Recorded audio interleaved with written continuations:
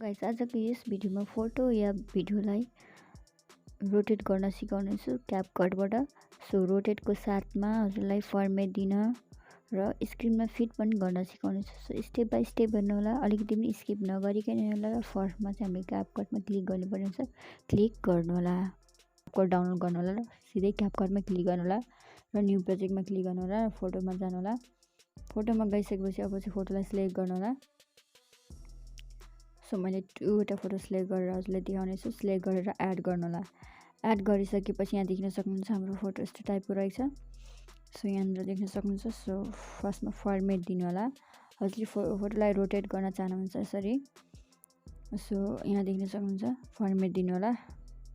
9:60:9 दिनु होला। दिइसकेपछि फेरि ब्याक आउनु होला। आइसकेपछि यहाँ देख्न सक्नुहुन्छ। सो स्क्रिनमा लाई रोटेट गर्नुपर्ने छ। फोटोमा क्लिक गरेर स्लाइड गर्नु होला र एडिटमा क्लिक गरेर 90 डिग्रीमा रोटेट गर्नु होला। नेक्स्ट फोटोलाई पनि यसरी नै एडिटमा क्लिक गरेर रोटेट गर्नु होला र स्क्रिनमा ठ्याक्कै फिट गर्नु होला। सो गरिसकेपछि इन्डिङलाई सिलेक्ट गरेर हजुरले डिलिट गर्नु होला। दुईटै फोटोलाई यसरी नै स्क्रिनमा फिट गर्नु होला। गरिसकेपछि यसलाई नै अब हामीले फेरि एक्सपोर्ट गर्नुपर्ने हुन्छ। सो एक्सपोर्ट गर्नु होला। एक्सपोर्ट गरिसकेपछि फेरि हाम्रो नेक्स्ट स्टेप रहेको छ, यहाँ देख्न सक्नुहुन्छ। फेरि हामीले यहाँनिर फेरि डनमा क्लिक गर्नु होला। फेरि न्यू प्रोजेक्टमै क्लिक गर्नुपर्ने हुन्छ। फेरि भिडियोजमा जानु होला र अघिको भिडियो क्लिपलाई सिलेक्ट गर्नु होला र एड गर्नु होला। एड गरिसकेपछि फेरि हामीले स्लाइड गर्नु होला र फर्मेटमा क्लिक गरेर हामीले 9:60 राखिदिनु होला। 9:60 राखिदिनु होला फर्मेट। सो राखिसकेपछि फेरि हामीले रोटेट गर्नुपर्ने हुन्छ। अघि हामीले 90 डिग्रीमा रोटेट गऱ्यौँ। अब हामीले चाहिँ एन्डिङलाई सिलेक्ट गरेर हजुरले डिलिट गरिदिनु होला।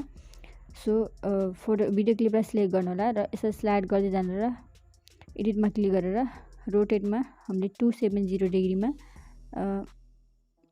रोटेट गर्नुपर्ने हुन्छ। 1 2 3 टाइम्स हजुरले यसरी यस्तो टाइपले क्लिक गर्नु होला र हाम्रो भिडियो यसरी रोटेट हुनेछ। यहाँ देख्न सक्नुहुन्छ।